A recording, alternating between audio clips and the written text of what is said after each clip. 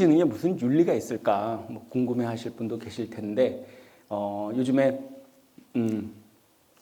이따 두 번째 5강 때 다룰 딥러닝을 보시면 아시겠지만 바야흐로 시간이 엄청나게 빠른 속도로 지나고 있고 시간의 길이만큼 비례해서 완만하게 기술 발전이 이루어지는 게 아니라 인류사에서 전례 없을 정도의 속도로 특히 인공지능 분야에서는 거의 뭐 이렇게 비약적으로 혁신이 일어나고 있어서 이런 부분에 대해서 우리가 좀 중심을 잡아야 되는 그런 시점이 된 것 같습니다. 그런 과정에서 급기야는 이제 인공지능이 우리가 윤리에 대해서 고민을 해야 되는 그런 상황이 됐습니다. 그래서 그 오늘 첫 번째 시간으로 한번 차곡차곡 가보겠습니다. 자, 해인사를 폭격하라. 제가 있는 곳이 해인사입니다.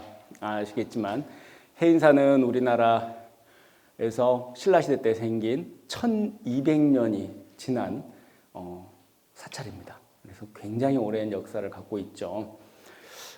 그래서 그 안에도 여러분들 잘 아시겠지만 지금부터 한 700년이나 더 된 또 8만 대장경이 봉안되어 있는 뭡니까? 8만 대장경이 이렇게 또 봉안되어 있죠. 그래서 다 이제 굉장히 우리 국민들 모두가 소중하게 생각하고 또 세계 문화유산으로 또 지정되어 있는 곳이기도 합니다.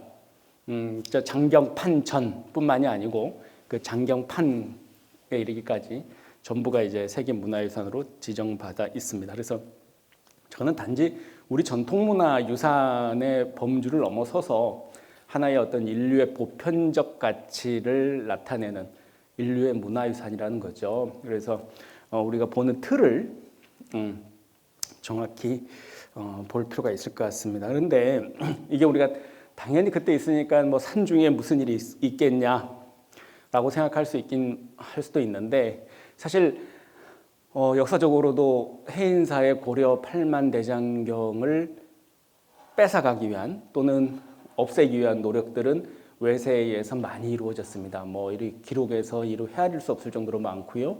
일본에서도 시종일관 어떤 때는 위협하고 어떤 때는 회유하고 어떤 때는 훔치기도 하고 또 임진왜란 때는 실제로 정규군을 동원해서 약탈하려고 들어온 적도 있었고요. 그런 모든 곡절을 겪어도 지금도 우리가 원래 있었던 그 자리에 그대로 잘 보존하고 있는데 1950년 여러분 잘 아시는 6.25 동란 기간 동안에 이게 이제 그 전쟁의 화마 때문에 완전히 소실될 위험이 있었다고 합니다. 지금부터 드리는 말씀은 그 좀 돌아가신 그 과거 이제 지자관자 스님, 지자관자 스님이 정리해 놓으신 가야산 해인사지에 이제 이렇게 수록된 내용이고요. 철저히 이제 문헌에 근거하고 있다는 내용 미리 말씀드리고, 그래서 그 당시에 여러분 아시겠지만 그 전세가 이렇게 엎치락뒤치락하다가 우리나라가 유엔군이 개입이 되고 참전을 하면서 또 공군이라는 공군 전력을 갖추게 되고 다시 우리나라 국군들이 공군이라는 그 비행기를 몰고 전투기를 몰고 전투에 참전할 수 있었던 상황입니다. 그래서 지금 여기 보시는 고 김영환 장군이라는 분이 그 당시에는 대령이었거든요. 편대장 역할을 했었고요. 계급은 대령이었고, 근데 이제 그 당시에 유엔 사령부로부터 가야산 일대의 공비들이 그 사찰, 특히 해인사 일대로 들어가서 암약하고 있으니 해인사를 불문하고 모든 사찰들에 대해서 전부 다 폭격 명령이 내려집니다. 그래서 그때도 이제 명령을 받고 편대가 출동을 했고요. 한 5대 이상의 비행기가 떴고 실제로 폭격 명령이 내려집니다. 그런데 이제 그 과정에서 이 김영환 장군님이 그 유엔 사령부의 명령을 받고도 일부러 사실상 항명을 한 거죠. 그래서 군 작전 중에 그러한 형태의 폭격을 거부하고 가야산 뒷산에다가 폭격을 퍼붓고 또 사라지고 그 편대장 모든 편대 대원들에게도 일체 사격하지 못하게 일단 하고 그렇게 해서 이제 군사법원에 군사재판이 회부되는 그런 일이 있었습니다. 그래서 그 당시에는 여러분들 아시겠지만 군에서는 군 형법상으로 전시의 학명은 총살입니다. 사형이고. 그런데 그런 어마어마한 형태, 그거는 그냥 명시돼 있는 거예요. 그래서 군 형법에. 그래서 이제 굉장히 이제 무거운 처벌과 형벌이 있음에도 불구하고 그 당시 김영환 장군님이 그런 결단을 내린 거죠. 하나는 이제 군인으로서의 본분, 군인으로서의 사명, 이러한 윤리적 어떤 본분하고, 또 하나는 인류 보편적 가치에 대한 자신의 철학, 이념, 신념이 충돌하는 그런 지점인 거죠. 한마디로 이제 자기 갖고 있는 두 윤리적인 믿음들, 신념들이 그런 충돌하는 딜레마 상황에서 김영환 장군님이 선택했던 것은 인류 보편적 가치라고 하는 8만 대장경을 선택했던 겁니다. 그래서 이제 본인의 위협을 무릅쓰고 군사재판이 실제로 회부가 됐고요. 굉장히 중형이 내려졌다 그럽니다. 그렇지만 어쨌든 그 당시에 이제 어쨌든 전쟁이 우리가 적화되는 건 막았고, 여러 가지 상황이 참작이 되고 해서 감형이 됐고, 또 바로 공군에 복귀를 하고 우리나라 대한민국 공군 창설의 주역이 됩니다. 우리 김영환 장군님이. 그래서 그 당시에 이제 여러분들 영화 보면 그 빨간 마우라라고 아시잖아요. 그 빨간 마우라의 창시자입니다. 이 김영환 장군님 항상 그 빨간 마우라를 차고서 전투에 6.25 때 임했다고 합니다. 그래서 그 공군 창설의 아버지라고 불리는 분이죠. 그래서 저희들 해인사에서는 최근까지도 매년 공군하고 같이 이렇게 협조하고 협력하면서 매년 이제 김영환 장군님 제사를 해인사에서 지내기도 하고요. 또 해인사 8만 대장경 법보전 안에는 그 역대 고려시대 때부터 지금까지 뭐 이규보부터 시작해서 그 8만 대장경에서 공덕을 쌓은 그러한 형태의 신위를 모십니다. 그 중에 김영환 장군님이 들어가 계세요. 그 신위의 한 분이 이 김영환 장군님이십니다. 근데 이때는 이제 사람이기 때문에 굉장히 어려운 결정이었죠. 그 어떤 윤리적 강치가 팽팽히 부딪히는 윤리적 딜레마 속에서도 어떤 그런 가치를 찾아서 이렇게 했다. 과거 여러분들 잘 아시는 그런 얘기 있죠? 뭐죠? 무슨 셰익스피어를 갖고 인도하고도 바꾸지 않는다, 뭐 이런 얘기가 있었잖아요. 그 당시에 김영환 장군님이 법정에서 최후 진술할 때 그렇게 했답니다. 자기한테 8만 대장경은 인도하고 셰익스피어를 다 준다 그래도 바꾸지 않을 것이다. 이제 그렇게까지 얘기하면서 자신이 이제 일종의 확신범인 거죠. 소신을 갖고 했다라고 이제 정확히 법정 진술한 내용이 지금도 그대로 있습니다. 그래서 참 뭔가 울림이 있죠. 지금 이분이 안 계셨으면 어떻겠습니까? 8만 대장경은 또 6.25 때 소실됐다고 우리 역사책에서 나오겠죠. 그때 그런 게 있었다. 뭐 그런 정도겠죠. 이와 비슷한 사례는 또 있습니다. 여러분 아시는 분은 아시겠지만 과거 2차 세계대전 때 히틀러가 파리를 점령하죠. 지금 보면 아주 어깨 힘 딱 주고 자신들 SS 친위대를 데리고 파리로 쳐들어가서 온갖 약탈을 하고 맛있는 와인들 다 훔쳐먹고, 근데 어떻게 전세가 다시 또 불리해지면서 이 친구들이 다시 또 퇴각을 하게 되죠. 근데 아마 이제 이쪽 나치, 이 SS 친위대, 히틀러 잔당들은 파리가 그래도 우리가 보기에도 그렇지만 너무나 탐이 났었나 봐요. 퇴각하면서도 너무 아까워했나 보죠. 다른 데 가면 퇴각하면 되는데 무조건 다 이제 파리를 불태워라, 완전히 잿더미로 만들어라, 이렇게 명령을 내렸답니다.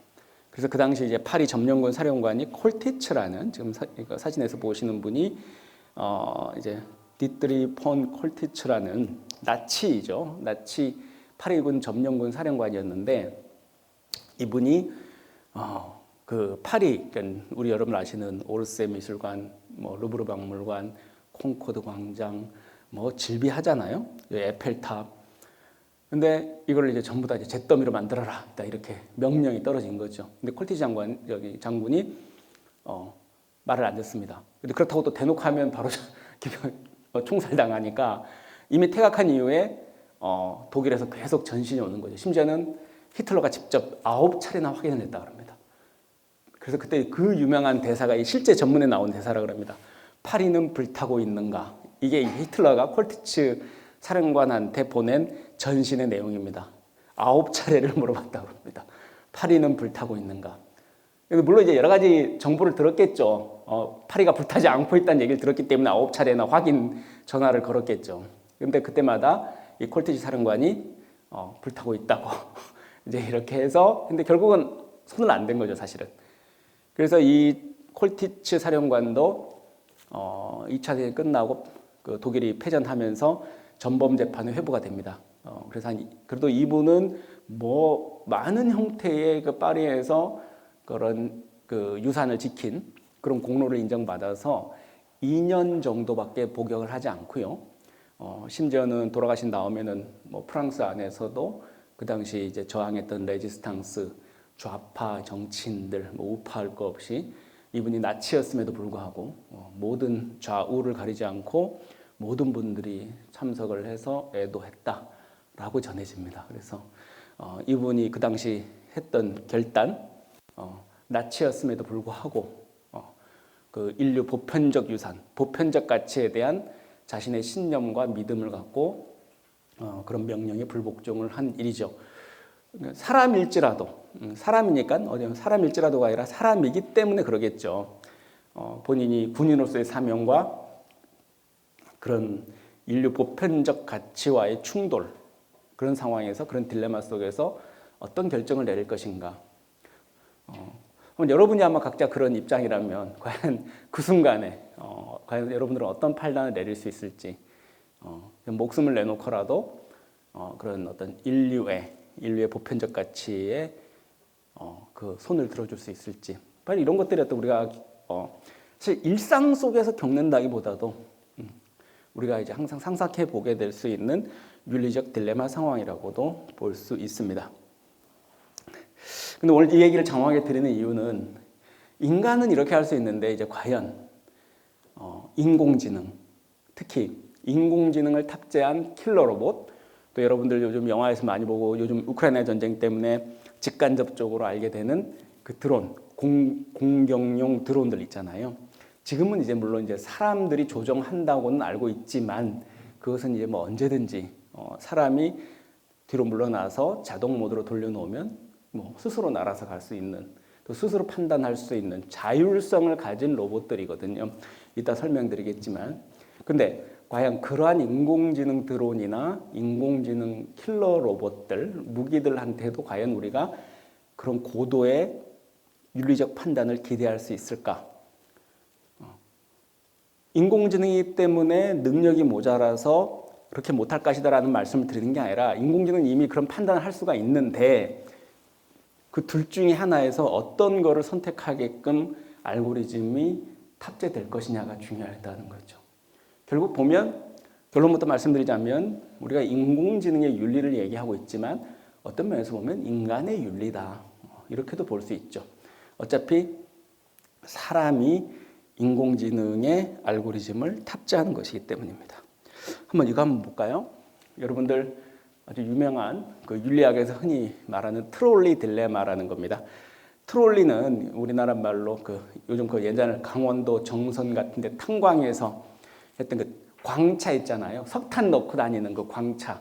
옛날 인디애나 존스 보면 나오잖아요. 그걸 광차라고 영어로 트롤리라 그러더라고요. 보니까. 그래서 이제 그 트롤리 딜레마라는 아주 유명한 이제 그 케이스죠. A 케이스를 보면 이 열차나 뭐 지하철처럼 생기긴 했는데 이제 고장난 광차가 이렇게 달려오고 있습니다. 근데 이제 여기서 지금 그 레바를 쥐고 있는 게 우리 다 각자라고 한번 생각해 볼까요? 각자 이제 지금 레바를 쥐고 있는데 이거는 멈출 방법은 없어요. 멈출 수는 없는데, 이미 고장났기 때문에 멈출 수는 없는데 왼쪽으로든 오른쪽으로든 방향은 정할 수가 있는 거지. 저렇게 레바를 당겨서.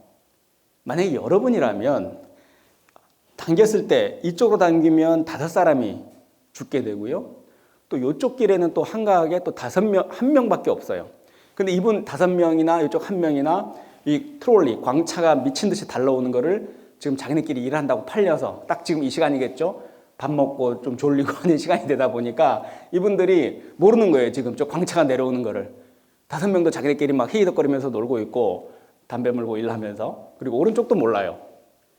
근데 유직 아는 사람은 저 레바를 당기는 사람만 알고 있어요. 지금 이렇게 내려오고 있다는 거를.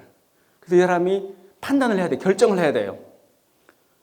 어떻게든 5명 쪽으로 갈 건지 1명 쪽으로 갈 건지, 5명 쪽으로 보낼 것인지 1명으로 보낼 것인지 결정을 해야 되죠. 여러분 같으면 어떻게 할까요? 철학에서는 과거 공리주의적 전통에서는 여러분들 알잖아요.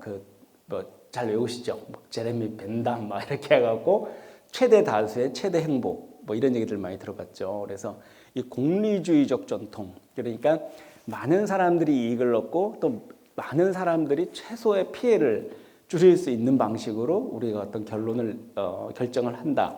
이런 방식으로 우리가 생각하기 쉬운데, 사실은 불교도 엄밀히 따져보면 공리주의적 생체가 굉장히 짙습니다. 사실은. 근데 더 구체적인 내용은 이 케이스 조금 이따가 말씀을 드릴게요.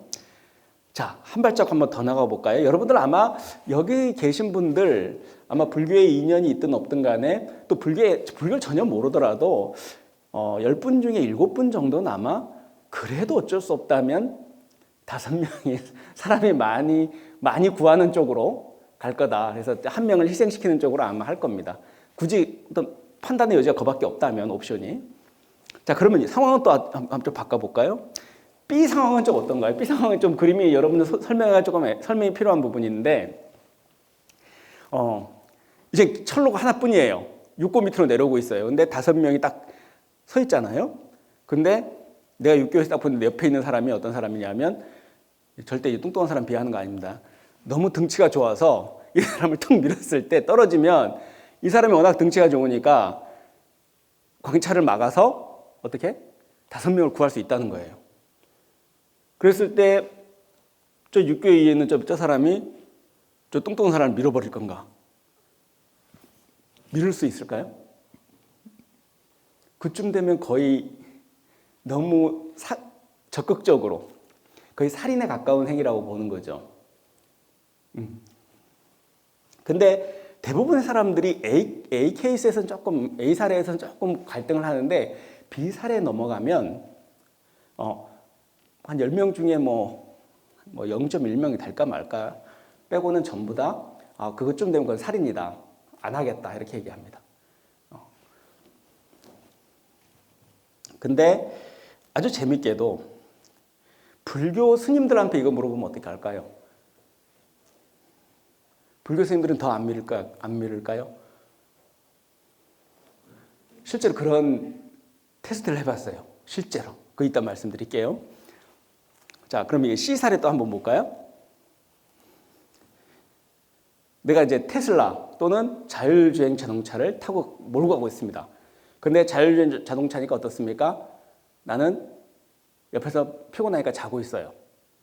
자율주행 자동차가 알아서 운전하고 가는 거죠. 난 옆에 지금 자고 있어요. 근데 가는데 갑자기 횡단보도에서 아기들이 튀어나온 거예요. 피해야 되죠. 근데 피해야 되는데, 피하게 되면 어떻게 된다? 저쪽 바리케이트를 들이받든가 아니면 인도로 들어가게 돼 있어요. 그러면 저 바리케이트 들이받으면 내 운전자가 죽어요. 또 보도로 들어가면 내 운전자도 위험하거니와 멀쩡하게 아무 생각 없이 지나가던 보행자들이 또 죽을 수가 있어요. 그러면 이 자율주행 자동차는 이 급박한 상황에서, 자율주행 자동차는 인간보다도 훨씬 0.00 몇 초까지도 다 계산할 수 있으니까 판단만 하면 차를 할 수 있어요. 그러니까 무슨 얘기냐면 이쪽이든 저쪽이든 간에 자기가 통제할 수 있다 이거지. 자, 이때 인공지능 자율주행 자동차는 어떤 결정을 내려야 될까요? 자기 운전, 아무 세상 모르고 자고 있는 우리 주인님, 나의 주인, 오너, 자동차 소유자를 위해서 아기를 그대로 그냥 가야 될까요? 아니면 아무리 그래도 아기들을 살려야지, 내 주인은 죽든 말든 지금 천지 모르고 자고 있긴 하지만은 이럴 때 어쩔 수 없어, 우리 주인일지라도 이럴 때는 아기들을 위해서 당신이 희생해야 돼, 그래서 자고 있는데 그냥 해야 될까요? 이게 아주 극단적인 얘기긴 한데, 우리가 지금 인공지능, 자율주행 자동차, 로봇, 또 다양한 형태의 위험스러운 기기들을 우리가 사용하는 데 있어서 우리가 지금 앞으로가 지금 현재 이제 맞닥뜨리게 된 문제들인 거죠. 그러니까 인공지능이 뭐 저렇게 운전을 잘할 수 있네 없네 물어보면 운전 기가 막히게 잘해요. 이따 다음 시간에 보여드리면 알겠지만 아마 사람보다 훨씬 잘하죠. 사람은 사고도 낼 수 있지만 인공지능 지금 자율주행 자동차는 사실상 사고를 안 낸다고 보시면 돼요. 우리 인간이 내는 사고 확률에 비하면 터무니없을 정도로 낮아요. 근데 그러면은 자율주행을 믿는다 이거예요? 근데 믿고 나왔을 때 아까 저런 상황들 벌어질 때 인공지능 자율 로봇이 마음대로 자기 마음대로 판단해도 괜찮아요? 내 옆에서 자고 있는데 주인은 나 비싼 돈 주고 샀는데 우리 주인은 죽든 말든 우리 애기들을 구해야지 하면서 너무 차가 인도주의적인 차야. 너무 자비심이 넘쳐. 아, 우리 주인이 조금 양보해야 되겠는데? 뭐 이런 식으로 계속 가면 여러분들 괜찮으시겠어요? 물론 정반대의 경우도 이제 문제가 되겠죠. 이런 고민들이죠. 자, 아까 말했던 똑같은 아까 B 상황인데 스님이라면 어떻게 했을까요? 놀랍게도 스님들은 저 상황에서 대부분의 경우 10명 중에 7이 민대요. 물론 우리 한국 스님들은 아니에요. 그 하버드 대학교의 그 심리학자, 철학자죠. 조슈아 그린이라는 분이 계세요. 우리나라에서는 2017년도에 아마 옳고 그름이라는 책이 아마 출판이 됐어요. 지금 아주 각광받고 있는 학자기도 그 학자 중에 한 분이죠. 조슈아 그린이란 분이 동아시아에서 저 중국 일대로 중심으로 해서 이런 형태의 그 심리학 실험 또 그리고 그 설문을 직접 했어요. 어떤 거냐면 뭐 베이징은 베이징, 한족이면 한족, 그리고 서양이면 서양인들, 백인, 또 우리 인종 또는 뭐 다른 인종, 또 다양한 문화적 배경, 정치적 배경 뭐 이런 것들을 다 이제 샘플로 만들어서 이런 케이스를 물어본 거예요. 이런 경우 어떻게 하시겠습니까? 저런 경우 어떻게 하시겠습니까? 다 일일이 인터뷰를 한 거죠. 근데 뭐 대부분 우리가 상상 가능한 결론들이 나와요. 아까 A 사례나 B 사례, C 사례나 대부분 다 우리가 예측 가능한 일반적인 얘기들을 많이 하는데 아주 흥미로웠던 게 그 서장 자치구면 지금 말한 여러분들 흔히 말하는 티베트 쪽이잖아요.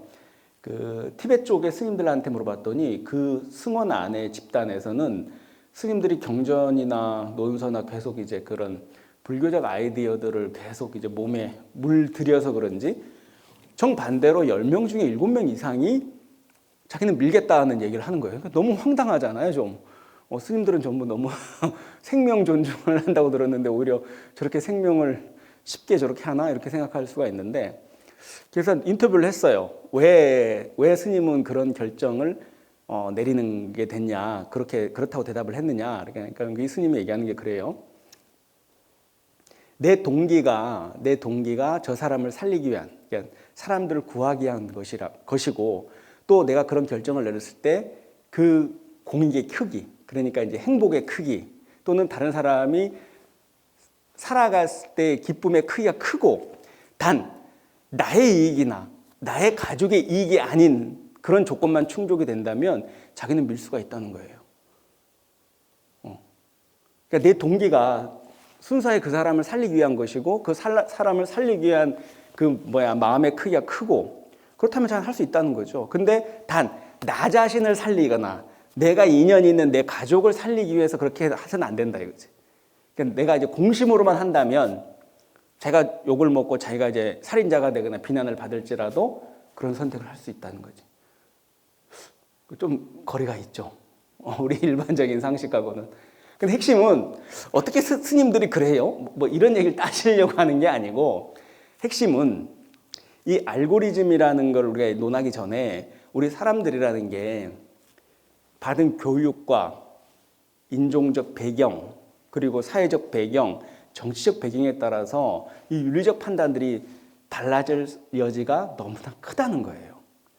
쉽게 얘기해서 카톨릭 또 무슬림들의 윤리적 이런 딜레마 상황에서 결정 내리는 가치 기준이 다를 것이고요. 또 불자들의 스님들이 생각하는 게 또 다를 것이고요. 사람들마다 저 딜레마 상황에서 어떤 결정을 내릴지에 대한 판단은 달라질 수 있다는 거죠.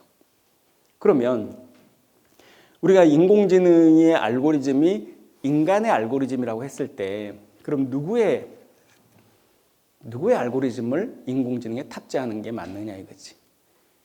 그건 또 어려운 문제로 또 들어가는 거죠. 여기 보면 스님 보이시죠? 장상 저 어렵게 붙였습니다. 농담이고요. 자, 그러면 우리 유튜브에서 여러분들이 로봇 소피아를 많이 보실 수 있습니다. 근데 뭐 소피아는 지금 아직 언캐니 밸리라 그래서 사람인 듯 사람이 아닌 모습이죠. 그래서 앞으로도 얘기했지만은 그 사람들은 그 불쾌한 골짜기라는 게 있대요. 그러니까 인공지능 로봇이 됐든 뭐가 됐든 간에 사람과 어설프게 비슷하면 굉장히 반감을 많이 느낀대요. 그래서 아예 사람하고 안 닮았을 때는 싫어하다가 조금씩 닮아가면 괜찮다가 근데 저렇게 어설프게 닮을 땐 호감도가 훅 떨어진대요. 근데 저기서 좀 더 발전해서 완전히 인간하고 같아지기 시작하면 다시 호감도가 올라온다는 거죠. 근데 이 훅 떨어지는 이게 이제 계곡 같다 이거죠. 그래서 벨리라 그래서 언캐니 벨리라 그래요. 불쾌한 골짜기 현상이라 그래서 인공지능 업계에서는 학계에서는 많이 쓰이고 있는 용어입니다. 근데 지금 이 인공지능 로봇 소피아가 내가 볼 땐 지금 딱 언캐니 벨리를 지나고 있는 것 같아요. 그래서 사람들이 보면 뭐 되게 좀 흉측하게 생각도 하고 별로 이렇게 썩 우호적으로 생각하지는 않는 것 같은데 이 인공지능 로봇 소피아가 홍콩에서 만들어져서 지금 아마 이제 상용화된다고 내년부터 이제 시판된다 그래요. 뭐 한 대 한 1,000만 원 정도 자동차 한 대 값은 안 되는 정도로 해서 이제 보급된다고 이제 나왔고 근데 재밌는 것은 이 인공지능 로봇 소피아를 필두로 해서 뒤에 보이겠지만 이게 이런 존재들을 이제 앞으로 어떻게 우리가 정의를 해야 될 것인가. 저 사람들은 사람처럼 행동하고 사람처럼 돌아다닐 거고 이제 앞으로 저런 윤리적 판단들을 이제 해야 되는 상황들이 됐는데 이제 법적 규제도 없이 막 저렇게 방치해도 되는가 이런 문제들이 생겨서 이따 뒤에 설명하겠지만 2017년도인가요? 그 EU 유럽 연합에서는 전자인간으로 일단은 이제 규정하기로 이제 입법화했습니다. 그래서 우리 법에서는 법인이라고 그러죠. 법인. 우리 지금 여기도 법인인가요? 재단법인, 무슨 사단법인, 뭐 이런 거 종교법인 뭐 이렇게 하잖아요. 법인이 뭔가요? 법인이 법적으로 인정해준 사람이란 뜻이잖아요. 사람이 아닌데 사람이 아니다고 해서 놔두면 어떻게 됩니까? 세금도 안 내고 온갖 탈법도 저지를 수 있고 온갖 법적 대표를 해야 되는데 문제가 생기니까 법에서 사람처럼 그 법인격을 부여해 주는 게 법인이잖아요. 그래서 지금 우리 전자인간도 마찬가지예요. 인공지능도 사람은 아닌데 가만히 놔두면 문제가 생길 것 같으니까 이제 법적 규제가 이제 시작이 되는 거죠. 그래서 2017년도 유럽 연합에서는 인공지능 로봇을 법인으로 규정을 했고, 법인이란다. 전자인간으로 이제 법인격을 부여를 했고, 이 인공지능 로봇 소피아는 홍콩에서 최초로 시민권을 받은 로봇이 됐습니다. 예, 그래서 뭐 이게 얼마나 의미는 있는지 모르겠지만 그래도 상징적인 의미가 있어서 그런데 이분도 한번 기억해 주시면 좋을 것 같아요. 다니엘 데넷이라고 인지과학자인데 이쪽 인지과학, 철학 또는 우리 요즘 인공지능 관련해서 굉장히 주목받고 있는 대가죠, 사실은. 이분 우리 여러분들 EBS 다큐나 이런 데 보면 단골로 등장하시는 분입니다. 근데 이분이 인공지능이 우리 철학을 솔직하게 정직하게 만든다 이런 표현을 쓰거든요. 이게 뭐냐면 우리가 아까 공리주의다, 우리 아까 무슨 이런저런 얘기했지만 이런 얘기는 우리는 윤리학 시간이나 철학 시간이나 들었을 법한 얘기들이고 우리가 그런 딜레마 상황이나 고민을 안 하면 살아왔거든요. 근데 어떻게 이제 당장 우리가 인공지능 때문에 우리 일상 속에서 우리는 그런 고민을 해야 되는 그런 상황이 됐다 이거죠. 예전에 그런 거 있잖아요. 이제 인공지능 재난 이따도 보여드리겠지만 그럼 절대 안 되겠지만 이 건물에 불이 났다. 그러면 소방하는 로봇이 이제 들어왔다. 그러면 여기서 어린애기가 있고 손자가 있고 할머니가 있는데 누굴 먼저 구할 것인가? 인공지능의 대답은 뭐였을까요? 출입문에 가까운 사람부터 구한다. 참 인공지능다운 얘기죠. 근데 그때 인간들이 궁금했던 것은 이 친구가 노인을 먼저 구할 것인지 아기를 먼저 구할 것인지 이걸 궁금해서 했던 건데 인공지능의 대답은 너무 허무하게도 어떻다? 출입문에 가까운 사람부터 빨리 구해야지요. 너무나 합리적인 거죠. 일단 자기는 구하는 게 이제 주 임무인 인공지능 로봇이지 거기서 그런 걸 고민하는 건 아니다 이거죠. 저도 지금 이제 해인사에서 김천구미까지 오다 보면 그 상주에서 넘어야 돼요. 차를 운전하면. 근데 밤에 들어가려고 그러면 이게 로드킬 이게 미국에만 이런 게 아니라 우리나라도 어마어마합니다. 온갖 짐승들이 다 나와요. 밤에는 해가 떨어지면 이 산길에서는 막 노루 무슨 뭐 고라니 뭐 무슨 다람 뭐 별의별 짐승들이 우리 막 진짜 무슨 그림책에서나 봤던 짐승들이 막 밤에는 다 나오거든요. 이거 너무 위험해요, 진짜로. 그래서 진짜로 조심해서 천천히 몰고 올라갈 수밖에 없고 내려갈 수밖에 없고 겨울엔 더 심각하고요.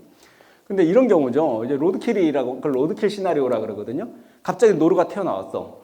그런데 핸들을 어디로 틀어야 될지 뭐 이런 것들. 근데 인간들은 그래도 뭐 반사신경이 있거나 하면 그때그때 한다 그러지만 자율주행차 같은 경우에는 이게 로드킬 상황이 발생하면 그때는 이제 어떻게 돼? 이건 아주 쉽게 일상 속에서 부딪히는 얘기들인 거죠. 이런 알고리즘을 어떻게 짜야 될 건지 이런 것들이 이제 문제가 됩니다.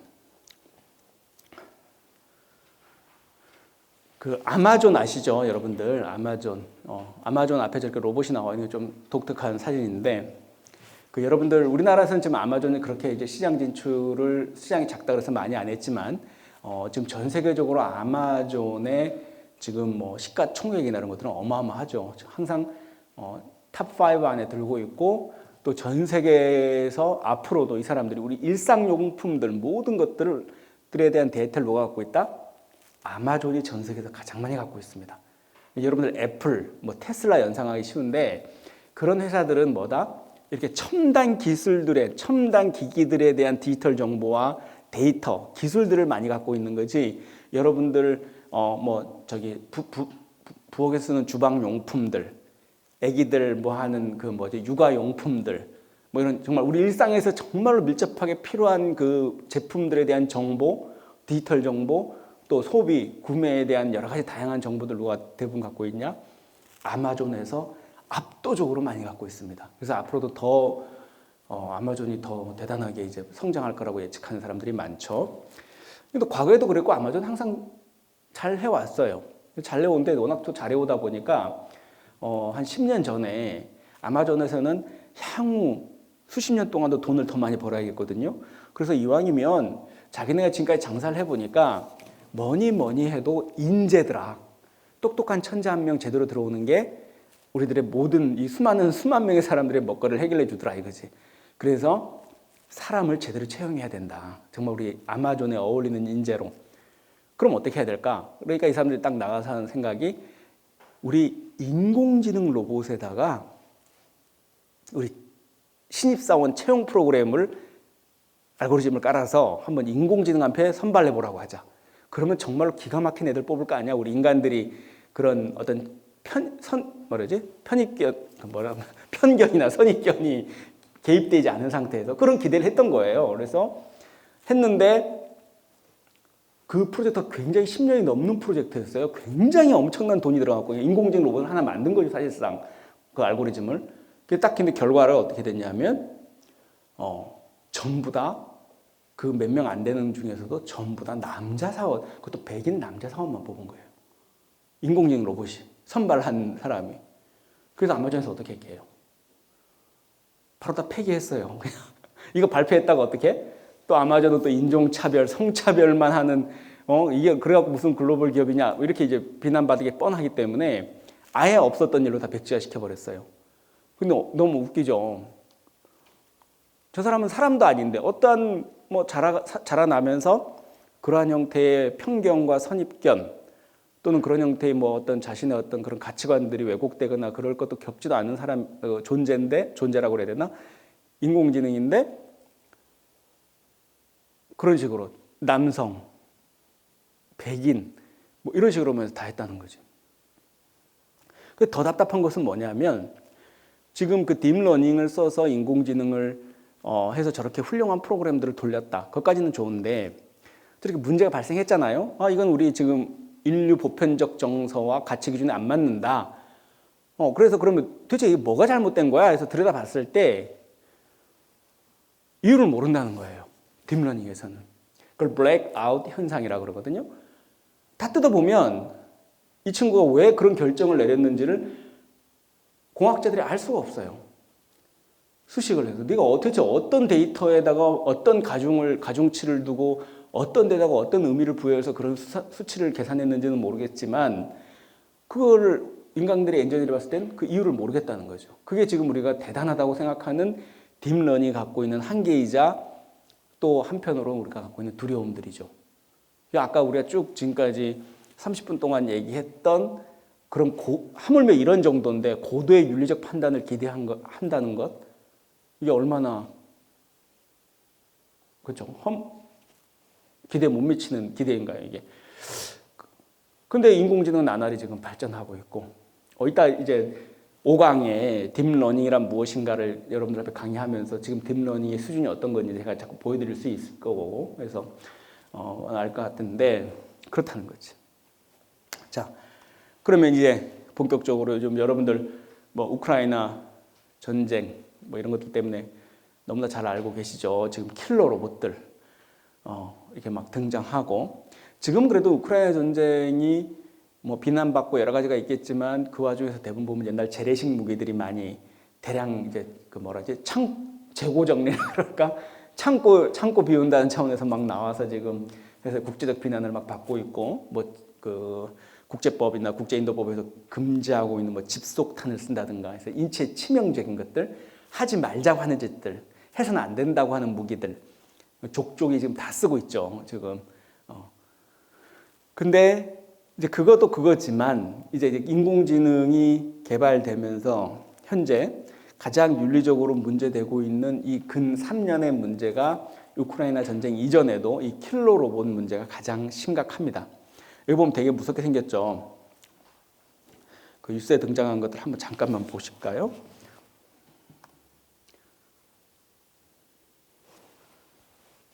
이 러시아산 킬러 로봇인데요. 당연히 오차 없이 너무나 정확하겠죠.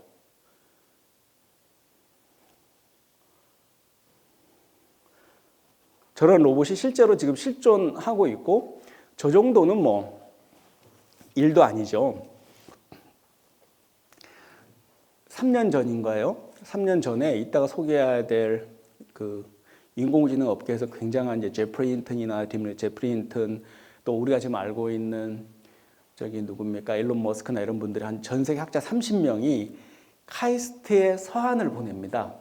카이스트에 서한을 보냈는데 어느 날 갑자기 편지가 온 거예요. 카이스트 총장 앞으로. 근데 총장이 읽어봤는데 그 내용이 뭐냐 하니까 전 세계 인공지능을 연구하고 있는 유력한 아주 영향력이 가장 강한 그런 분들 30명이 이상이 모여서 성명을 발표하면서 대한민국 카이스트에다가 경고성 서한을 보내는데 그 내용이 앞으로 카이스트가 계속 이렇게 킬러 로봇 연구에 학생들을 보내거나 거기다가 이제 투자를 하거나 연구에 계속 직간접적으로 관여한다면 우리는 앞으로 어떠한 형태의 카이스트와의 연구 협력, 그러니까 우리 학자를 절대 카이스트에 보내지 않을 것이고 또 카이스트 학생들이나 교수들을 절대 해외에서 학회나 또는 자기네 학교에 부르는 일도 없을 것이고 이런 식의 뭐 어마어마한 격앙된 형태의 편지가 날아온 거예요.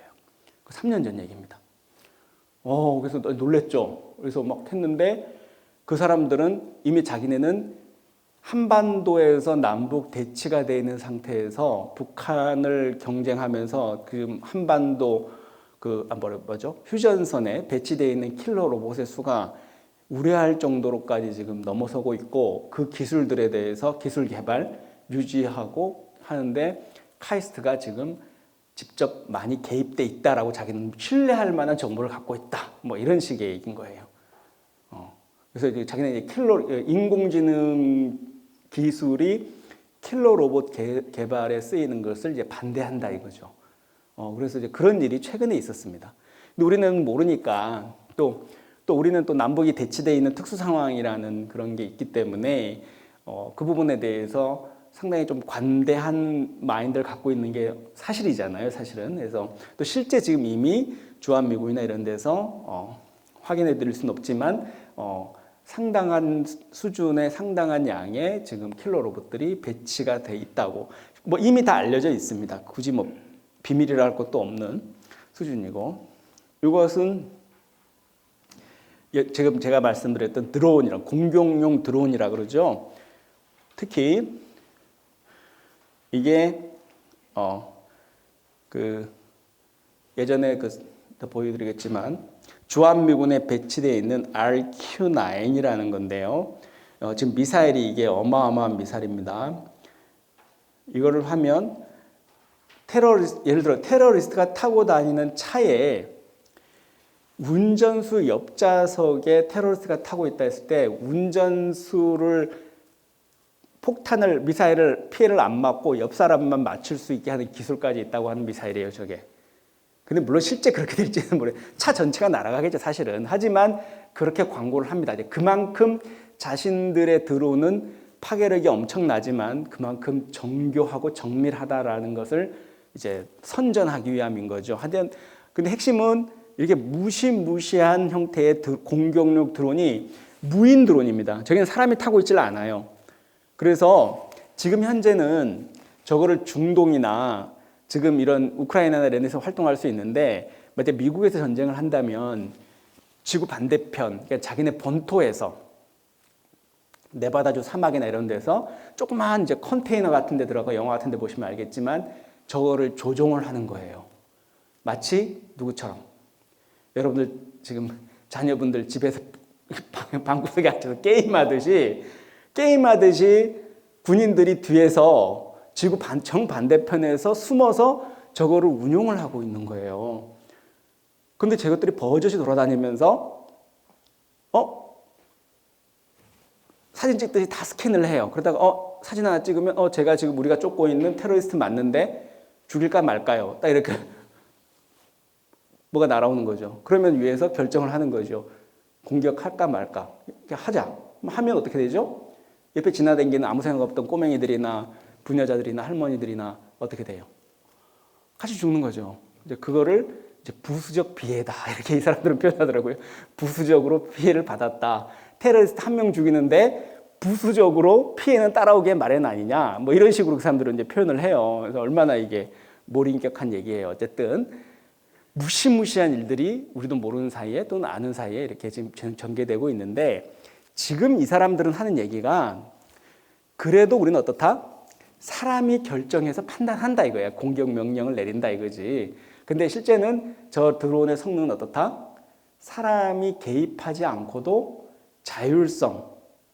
자율성을 갖고 판단해서 공격도 할 수 있는 로봇이 킬러 로봇이다 이거죠. 또 그러한 능력과 그런 것들이 다 기능이 이미 탑재되어 있다는 거지. 근데 이제 그렇게 했을 때 윤리적 문제가 생길 수 있고 오류 가능성이 만에 하나 있을지 모르니까 뒤에서 사람들이 어떻게 조종을 하고 있는, 신용을 하고 있지만 실제는 어떻습니까? 여러분들 요즘 나오는 자율주행 차도 그런 거 있잖아요. 오토 파일럿 기능 같은 거 있잖아요. 사람이 개입해서 운전할 수 있지만 고속도로에서는 그냥 가잖아요. 자기가 알아서 운행하는 거거든요. 드론도 평소에 그냥 자기가 돌아다니는 거예요. 그러다가 이제 그렇게 판단권을 이양받아서 이제 공격을 하거나 하는 거죠.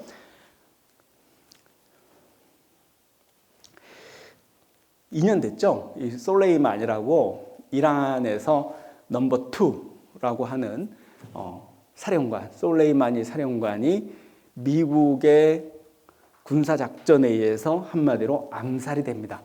제거가 되죠. 아까 지금 보였던 그때 이 작전이 아마 2차 세계대전 이후에 가장 최대의, 또 그리고 미군이 자랑하는 최고의 작전이었다고 스스로 자평하고 있는데, 트럼프 행정부였죠. 이란하고 이제 긴장이 고조되는 가운데서 저 가셈 솔레이만이라는 이란 그 총사령관이 미국에 대한 테러를 지금 준비하고 있다라는 첩보를 입수했다고, 명분은 그래요. 그래서 이 지금 아까 보셨던 MQ-9 리퍼라는 아까 봤었던 똑같은 기종이죠. 이 드론이 상공에 떠서 저 사람을 미사일로 제거를 해버리는 그런 상황인 거죠. 너무나 정확하죠. 이게 지금 우리 주한미군에도 2년 전부터 다 배치가 됐습니다. 그래서 우리 한반도 상공에도 지금 뭐가 돌아다니고 있다? 저기 공격용 드론이 지금 우리 위에 그냥 있어요. 지금 돌아다니면서 이제 명분은 이제 북한의 어떤 뭐 그런 거다. 이제 무력 도발을 이제 저지한다. 뭐 이런 개념인데, 야, 우리가 지금 킬러 로봇 문제가 뭐 단순히 이게 무슨 영화에 나오고 미군 또 우리하고 좀 거리가 있어 보이는 중동의 문제가 아니라 한반도가 특히 우리나라 아까 그 편지까지 받았다고 할 정도로 가장 뭐 나쁜 의미로 해서 뜨거운 곳입니다. 핫한 구역입니다, 사실은. 그래서 모든 사람들이 감시의 눈초리도 있고 또 실제로도 우리 휴전선 근처에 상당히 많은 수의 킬러 로봇이 배치가 되어 있고 지금 보시는 MQ-9 리퍼라고 그러는 가장 유명한 이 공격용 드론도 우리나라에 실제 지금 배치되어 있고 작전 수행 중이다 이거죠. 이게 얼마나 무서운지, 이게 그 아제르바이잔, 아르메니아 전쟁 때 했었던 영상이라 실제 영상이라 그러거든요. 그러니까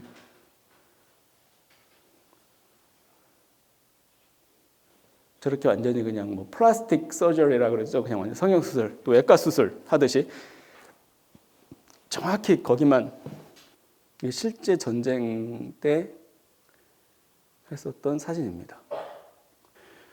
이 드론 같은 게 비윤리적인 이유가 뭘까요? 아까 부수적 피해도 말씀드렸지만 일단 본인이 뭐 쉽게 얘기하면 우리가 상상하는 것처럼 전쟁 자체도 비극이고 전쟁 자체도 비극이고 불법이고 해서는 안 된 일이지만 우리가 교전국이라 그랬을 때는 싸움을 한다는 것, 전투를 벌인다는 얘기는 자기가 책임을 있게 나서서 가시거리 안에서 총을 들든 미사일을 쏘든 간에 자신들이 내가 쏘고 있다라는 게 드러나야 돼요. 물론 이제 그 작전상으로는 피할 수는 있을지 모르겠지만 명확하게 내가 쏘고 있다라는 게 드러나야 돼. 지금 교전 당사국이 어디죠? 우크라이나하고 러시아라는 게 딱 드러나야 된다는 거지.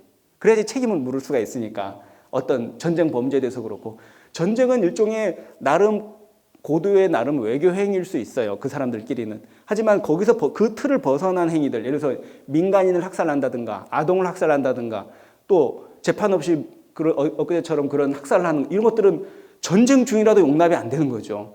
전쟁이라고 되는 게 아니거든요. 전쟁도 엄연히 다 그 안에 법이 있단 말이에요. 전쟁법이 다 있고 거기서 했던 절차가 있고, 포로에 대해서도 어떻게 하는 건가요? 전쟁이니까 포로 잡으면 아무나 다 아니단 말이죠. 다 포로에 대해서도 또 제네바 협약에 의해서 다 그런 절차를 밟고서 그 사람들의 어떤 최소한의 인권이라든지 걸 다 보호해야 될 의무가 있는 거죠. 설사 전쟁통이라 하더라도 막혀도 되는 게 아니라는 거지. 전쟁을 하더라도 그 안에서 다 그 절차가 있고 내용들이 있는 겁니다. 근데 우리가 저렇게 드론이라는 것은 문제는 지구 반대편에서 할 수 있다는 얘기인데, 지구 반대편에서도 구경하다가 버튼 누르고 누구든지 살해할 수 있다는 얘기인데, 제 얘기는 뭡니까?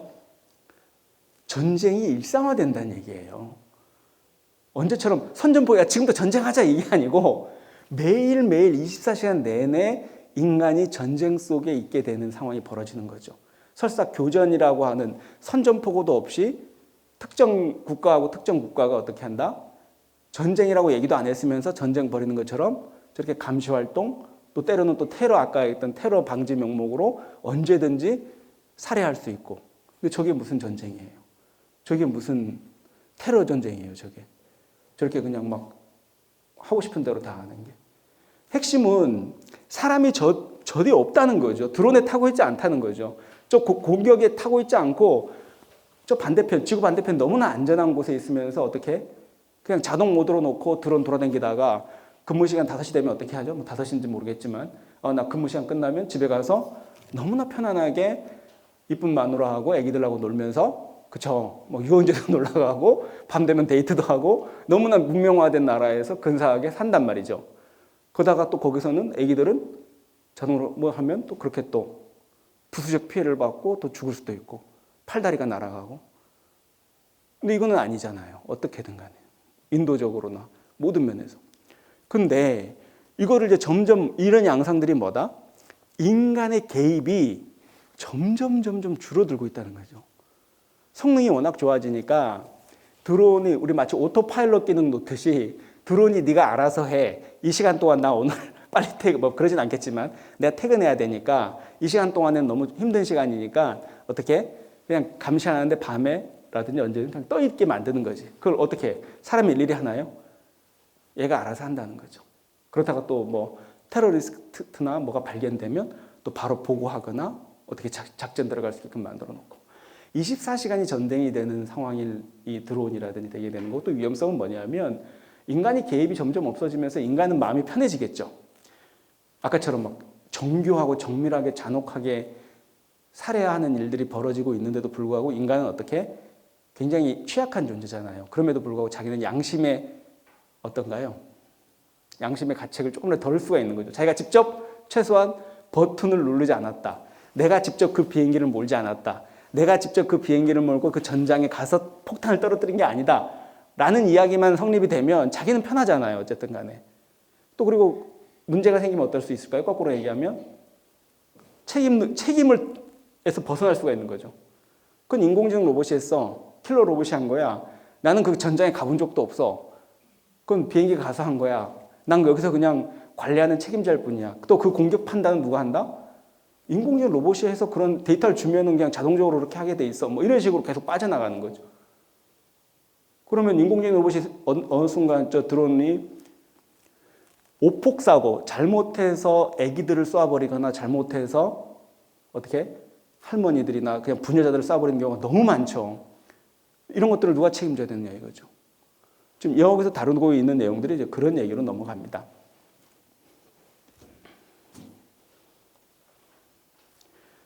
지금 보면 탱크처럼 보이는 요즘 익숙하게 많이 보죠. 전쟁 때문에 전부 다 이제 그 뭐죠? 사람이 타 있지 않은 무인이죠. 오른쪽에 보는 게 재밌는 게 저게 그 킬러 로봇인데 전함이에요. 전함. 그냥 이게 땅과 육지, 하늘만 가리지 않고 바다 위에도 사람이 타고 있지 않으면서 돌아다니면서 공해상에서 어떻게 언제든지 적의 해적선이나 아니면은 적의 함선이나 이런 게 나타나면 독자적으로 작전을 결정할 수 있는 이런 오른쪽 상단의 배들. 바다 위에서도 저렇게 한다 이거지. 얼마나 무섭겠어요. 사람이 안 타고 있어요. 중요한 건. 드론처럼 하늘에서 움직이는 드론처럼 바다 위에서도 저렇게 킬러 로봇들이 움직이고 있다. 그런데 이렇게 군사용 드론이 민간인 오폭을 매년 일어나고 있고 계속 반복적으로 일어나고 있다는 거지. 그런데 그런 과정에서 어떻게 한다? 다 비밀로 붙여버리거나 또 비밀로 붙일 수밖에 없는 이유는 또 뭐예요? 전쟁 중이 아니잖아요. 전쟁 중이 아니기 때문에 이걸 하면 얼마나 여론의 비난을 받을 수밖에 없는 상황인 거죠. 실제로도 작년에 있었던 그 처갓집 다녀오고 있는 그 임산부가 타고 있는 그 트럭하고 그 옆에 아기들 2명까지 같이 자기네 미국에서 이제 그 뭐 테러리스트가 탄 그걸로 의심된다 해서 쐈다 그러는데 이게 알려져 큰 문제가 됐었죠. 다 죽었어요. 근데 이런 일들이 계속 지금 벌어지고 있는 거죠. 그러니까 인간이 참 재밌게 되는 게 한편으로는 어떻게 하면 드론을 더 발전시키고 인공지능 첨단 기술을 결합을 시켜서 전쟁에서 이길 수 있을까를 고민하는 측면이 있는데 그 다른 면은 또 뭐냐 하면 알고 보면 인간이 어떻게 하면 빠질 수 있는가를 고민하는 것 같아요. 계속해서. 어떻게 하면 인간의 개입을 줄일 수 있을까? 그 개입을 줄일 수 있을까라는 명분은 뭐냐면 책임지고 싶지 않은 거지. 계속해서. 이 차세대 비스슬 신경공학이라고 하는 게 뭐냐면 여러분들이 조종사들이 있으면 드론을 내가 몬다 그러면 지금 내가 이 컴퓨터 여러분들 쓸 때 뭐 씁니까? 마우스 쓰잖아요. 마우스로 이렇게 움직이잖아요. 그러면서 지금 컴퓨터 하듯이 전투기 조종사들은 뭐예요? 여러분들 그 집에 보면 애기들 자녀분들 그 게임할 때 쓰는 스틱 있잖아요. 스틱으로 게임할 거 아니에요. 그 똑같거든요. 이 전투기 조종사들도 그 스틱으로 마치 게임하듯이 조종하면서 하는 거거든요. 근데 스틱으로 움직이면 어떻게 돼요? 0.001초 차이로 비행기가 공격을 받거나 피해를 입겠죠. 그래서 어떻습니까? 요 스틱 얼마나 빨리 움직이느냐가 그 조종사의 능력이 되겠죠. 마치 게임도 어떤 친구가 이 스택을 빨리 움직일 수 있느냐, 그게 이제 핵심이듯이. 그러니까 하다 안 되니까 이 미군에서는 이렇게 여러분들 전 세계에서 유명한 게임 대회들 있잖아요. 그 애기들 전 세계에서 유명한 애들 불러서 게임 대회를 열어주거든요, 미국에서. 그 뒤에는 누가 있냐면 미국 나르파라는 데가 있어요. 미국 국방성이 있다고. 그걸 왜 우리나라 같은 국방부에서 그런 대회를 개최를 해요? 게임 대회를. 전자오락 게임 같은 거를. 왜 그럴까요? 이런 데서 아이디어 얻으려고 하는 거거든요. 이런 친구들도 스카우트 하려고 하는 거고. 근데 이거 안 되니까 이 사람들은 생각하는 게 아예 저런 실험을 하는 건데 두뇌에다가 저런 걸 씌워서 뇌파를 감지를 해서 내가 드론을 움직인다고 할 때 손으로서 이렇게 스틱으로 움직이는 게 아니고 머리로 생각만 하면 마치 컴퓨터 위에 마우스가 움직여가듯이 내가 딱 생각만 하는 것만으로도 드론을 움직이게끔 만드는 거죠.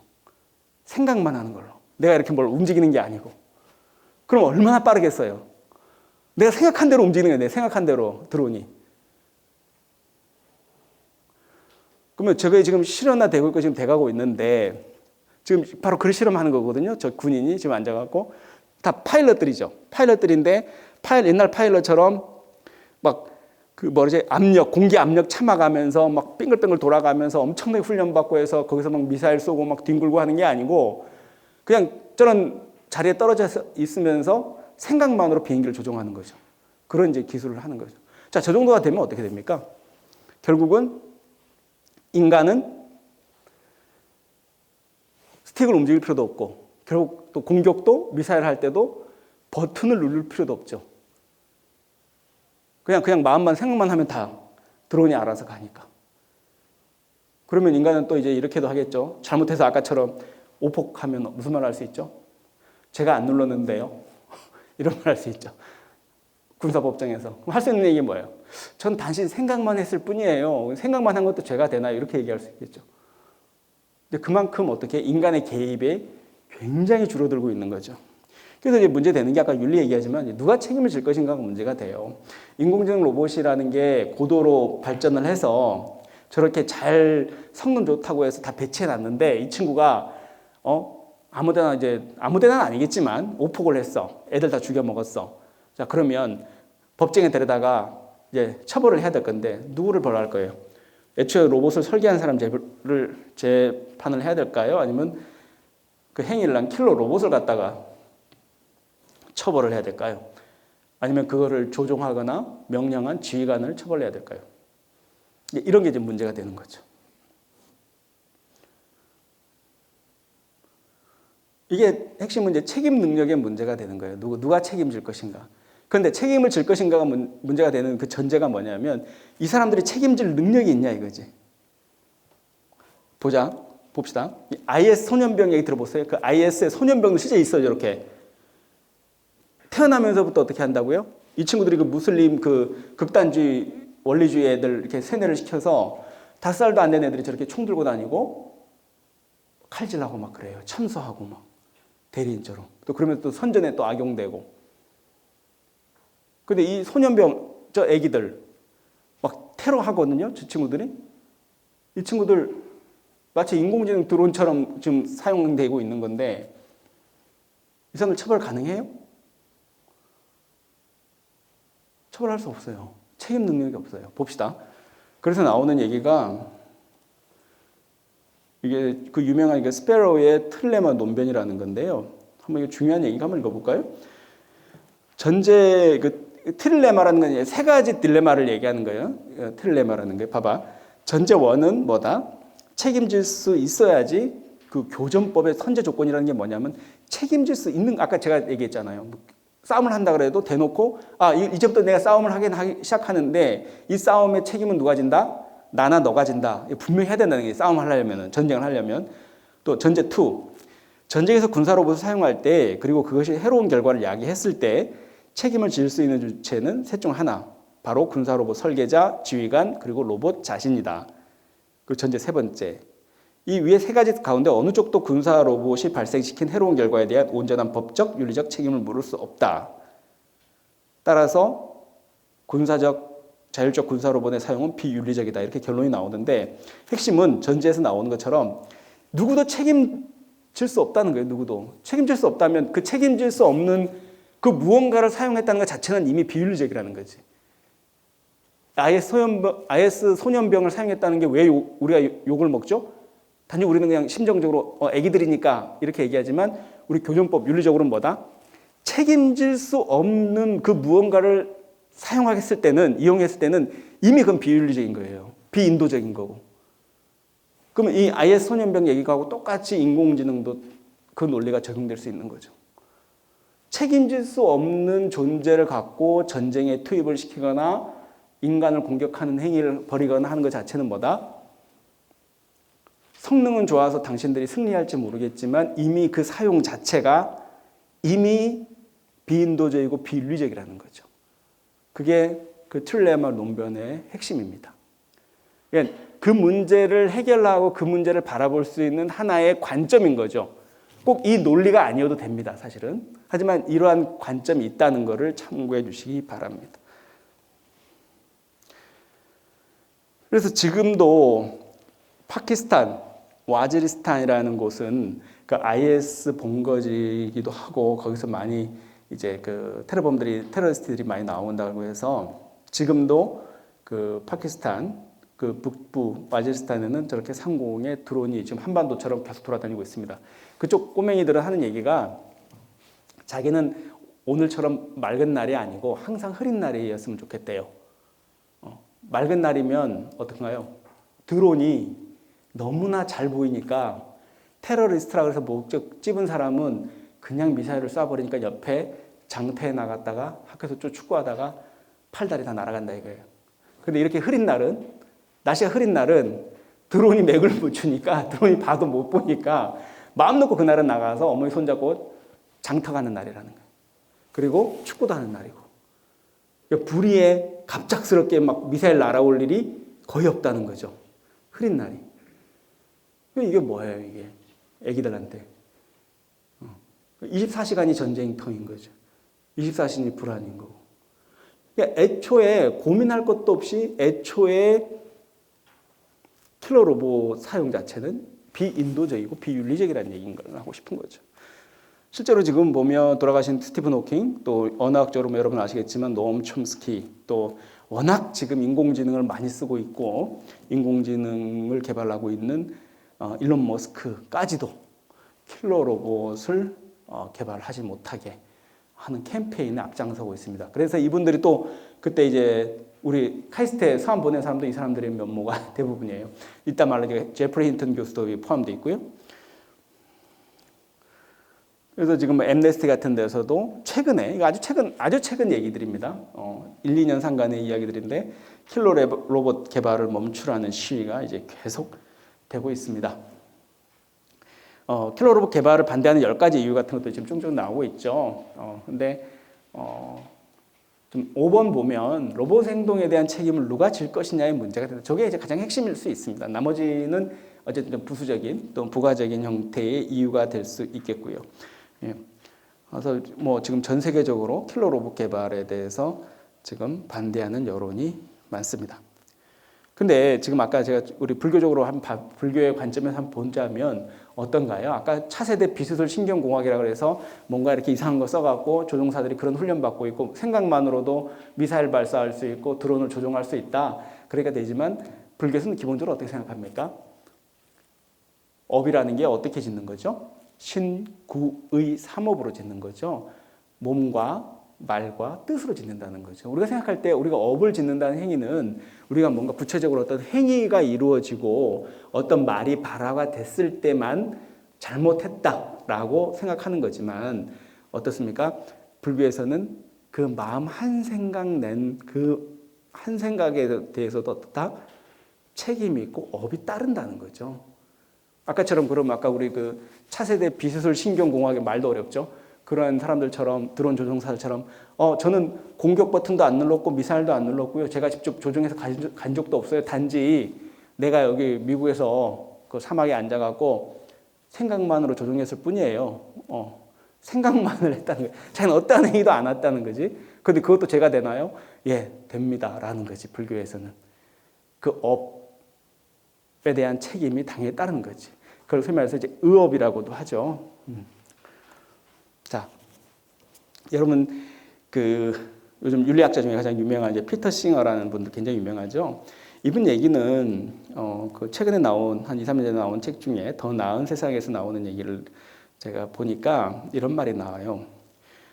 뒷부분에 보면 지금까지 인류가 의식을 지닌 유일한 대상인 동물들과의 맺어온 관계 역사를 고려할 때 로봇을 도덕적 차원에서 바라봐야 될 대상으로 인정할 것 같지는 않다. 이분 앞에 물어봤어요. 앞으로 인공지능에 대해서 인간과 어떤 관계를 맺어야 될까요? 이렇게 얘기했을 때 이 피터 싱어 교수의 생각은 인간은 앞으로도 로봇하고 그런 형태의 건설적이고 어떤 우호적인 관계를 맺을 것 같지는 않다. 뭐 이런 얘기를 하고 있는데 사실은 보면 우리도 여러분들 잘 아시겠지만 요즘 여러분들 애완묘들 많이 키우고 보살피고 있긴 한데 동물에 대한 권리, 동물에 대해서 보호 뭐 이런 얘기 나온 거 있잖아요. 그 아주 최근 일이잖아요, 그죠? 서구에서도 마찬가지거든요. 동물에 대한 권리와 동물에 대한 어떤 인권 차원의 접근을 인권은 아니죠. 동물권에 대한 접근을 시작한 것도 아주 최근의 사실인 일입니다. 근데 그게 단순히 동물이 이뻐서라기보다도 그 정도로 인간이 어떤 그 인간 아닌 존재들에 대해서 하나의 타자 또는 존재로서 인정하는 그런 과정들을 이렇게 보면 그게 쉽지가 않았다는 거죠. 그리고 또 아주 최근의 일이었다는 거죠. 근데 우리 인공지능이라든지 우리 엊그제 3강에서 다뤘던 유전자 가해 기술에서 태어난 형태의 인간들, 다른 종들에 대해서 과연 우리 전통적인 의미의 우리 인간들이 어떤 관계를 맺게 될 건지에 대해서는 지금부터 우리가 고민을 하고 철학적으로나 종교적으로 사유를 하지 않으면 앞으로 굉장히 곤란한 일들이 많이 벌어질 수 있을 거라는 생각이 든다는 거죠. 능엄경에서 이런 얘기를 합니다. 부처님께서는 아나나 모든 세계의 육도 중생들이 그 마음에 살생할 생각이 없으면 나고 죽음이 서로 계속되는 것을 따르지 않으리라 이런 표현을 하거든요. 이게 뭐냐면 윤회에 대해서 우리가 깨달음을 얘기하고 우리가 이제 뭔가 깨달음에 대해서 찬탄을 하고 하지만 부처님께서는 분명히 능엄경에서 이런 말씀을 하시는 거죠. 모든 중생들이 그 마음에 살생하려는 생각, 남을 죽이려는 생각, 다른 생명을 해하려는 생각만 없어도 어떻다? 윤회에서 벗어날 수 있다는 거예요. 그러니까 내가 무슨 엄청나게 명상센터 다니면서 또 어마어마한 화두를 큰 스님 앞에 받아서 내가 깨쳐서 이게 아니고 그 마음에 이 살생할 생각만, 남을 해치려는 생각만 내려놔도 그것이 곧 어떻다? 해탈 열반의 길이고 깨달음의 길이라는 얘기예요. 굉장한 얘기잖아요. 잘 음미해 보면. 우리는 어떤 뭔가 대단한 걸 찾잖아요. 근데 너무나 소박하지만 너무나 어렵고 또는 엄청나게 요즘 같으면 이 킬러 로봇의 시대 그리고 우크라이나 전쟁의 시대에 살면서 한번 생각해 보면 굉장한 얘기예요. 대단한 거 찾지 말자는 거죠. 서로 없애버리고 마음에 안 맞는다고 서로 해치려는 생각만 내려놔도 그게 곧 어떻다? 바로 깨달음으로 가는 길이고 바로 윤회를 벗어나는 길이다라고 하는 거죠. 내가 한 얘기가 아니고 부처님이 능엄경에서 이렇게 분명히 말씀하시잖아요. 그런데 우리는 어떻다? 인공지능 로봇이나 이런 것들이 발달하고 하니까 제일 먼저 하는 것들이 그걸 킬러 로봇 개발에다가 딥러닝을 쓰고 막 하려고 한다는 거지. 깨달음은커녕 그 깨달음의 정반대편에 서서 어떻게 하면 남들을 더 죽일까, 살해할까, 해할까 이것만 지금 계속 고민하는 거죠. 이 말씀을 드리고 싶습니다. 그래서 앞으로는 우리 친구들한테 이런 질문들을 많이 해봐요. 과연 로봇이 우리 앞에 가할 위해가 문제일까? 인간이 로봇에서 가할 위해가 문제일까?